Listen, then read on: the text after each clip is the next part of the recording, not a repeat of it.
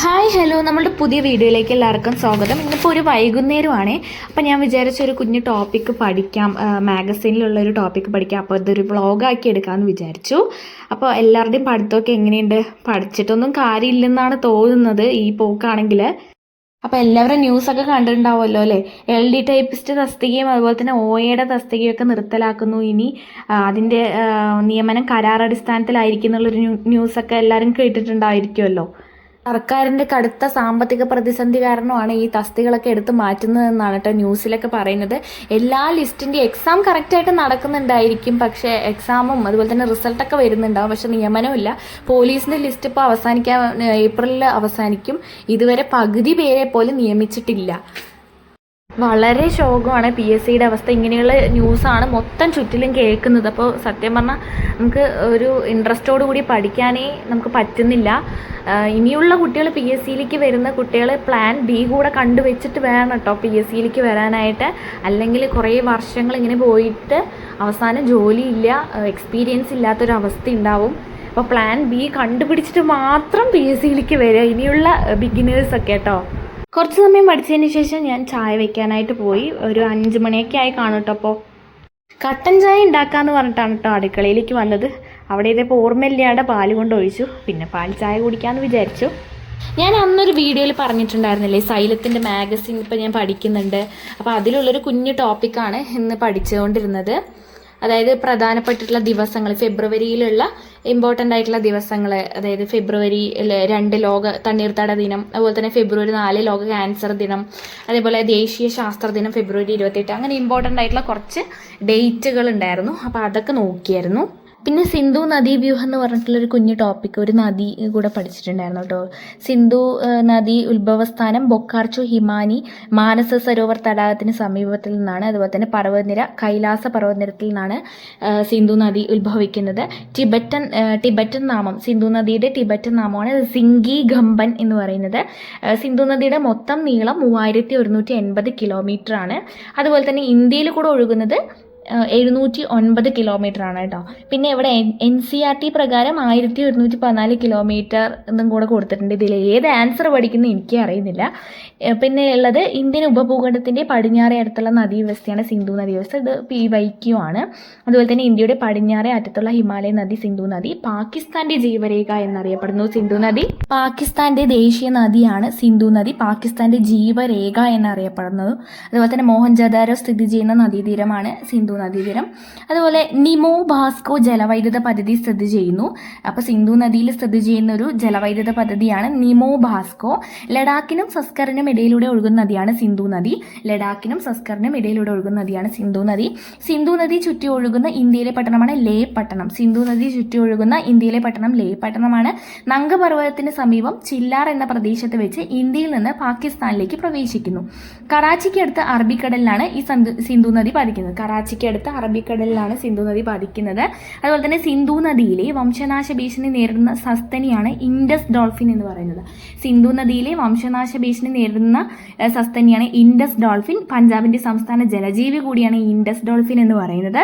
അതുപോലെ തന്നെ സിന്ധു നദീജല കരാറാണ് ഇമ്പോർട്ടൻ്റ് ആയിട്ടുള്ള ഈ ഒരു ടോപ്പിക്കിലുള്ള ഒരു ക്വസ്റ്റ്യൻ. 1960 സെപ്റ്റംബർ 19 ഒപ്പിട്ടത്. നമ്മുടെ ഇന്ത്യൻ പ്രധാനമന്ത്രിയായിട്ടുള്ള ജവഹർലാൽ നെഹ്റുവും പാകിസ്ഥാൻ്റെ പ്രസിഡന്റ് ആയിട്ടുള്ള മുഹമ്മദ് അയൂബ് ഖാൻ. എനിക്ക് ഇത് എപ്പോഴും മാറിപ്പോവും. അപ്പോൾ ഇന്ത്യൻ പ്രധാനമന്ത്രി ജവഹർലാൽ നെഹ്റു അറിയാം.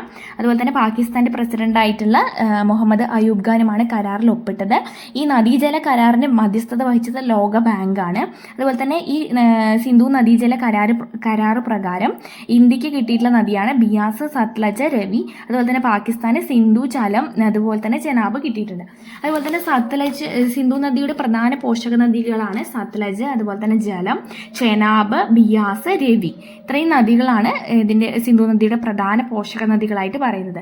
ഇത്രയും പഠിച്ചാൽ തന്നെ ഇത്, അതായത് ഇമ്പോർട്ടൻ്റ് ആയിട്ടുള്ള കുറച്ച് ശൈലികളാണ് നോക്കിയത്. റാങ്ക് ഫയലിലൊക്കെ നമ്മൾ കോമൺ ആയിട്ട് എല്ലാവർക്കും അറിയുന്നതൊക്കെ തന്നെയായിരിക്കും. ഇപ്പോൾ ഇതിലുള്ളത് കുറച്ച് വെറൈറ്റി ആയിട്ട് എനിക്ക് തോന്നി കേട്ടോ.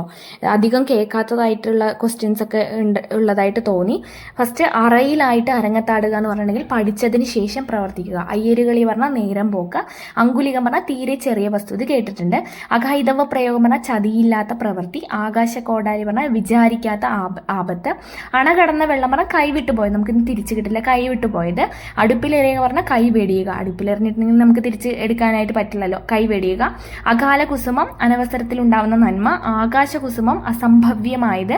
അകം തുറക്കുക എന്ന് പറഞ്ഞാൽ മനസ്സിലുള്ളത് വെളിപ്പെടുത്തുക. ഇത് ഏകദേശം കിട്ടും തോന്നുന്നു. അകമ്പടി കൂടുക പറഞ്ഞാൽ ഉപചാരപൂർവ്വം കൂടി നടക്കുക, ശിങ്കിടി കൂടുക. അകമ്പടി ചോറ്റുകാർ എന്ന് പറഞ്ഞാൽ ഭൃത്യർ. ഉട്ടോപ്പി എന്ന് പറഞ്ഞിട്ടുണ്ടെങ്കിൽ പ്രയോഗമില്ലാത്ത കാര്യം. ഏണി വലിക്കുക എന്ന് പറഞ്ഞിട്ടുണ്ടെങ്കിൽ ചതിക്കുക. ചക്രം ചവിട്ടുക, ഇത് ഇമ്പോർട്ടൻ്റ് ആണ്, ഇത് നമ്മൾ എപ്പോഴും കേൾക്കുന്നതാണ്. ബുദ്ധിമുട്ടിക്കുക, വിഷമിക്കുക എന്നുള്ളത്. പടയിലെ കുട എന്ന് പറഞ്ഞാൽ നിസ്സാര കാര്യം. പടം കാട്ടുക എന്ന് പറഞ്ഞെങ്കിൽ പറഞ്ഞു ചതിക്കുക. പുലിപ്പാല് പറഞ്ഞാൽ വിഷമമുള്ള കാര്യം. ഗോപി തടുക, ലക്ഷ്യം പിഴയ്ക്കുക. അതുപോലെ തന്നെ കീചകൻ, വിടൻ. ഉപ്പില്ലാ സംസാരം പറഞ്ഞാൽ രുചിക്കാത്ത വാക്ക്. കോവിൽ കാള എന്ന് ഇലവ് കാത്ത കിളി എന്ന് പറഞ്ഞിട്ടുണ്ടെങ്കിൽ നിഷ്ഫലമായി കാത്തിരിക്കുന്നവർ.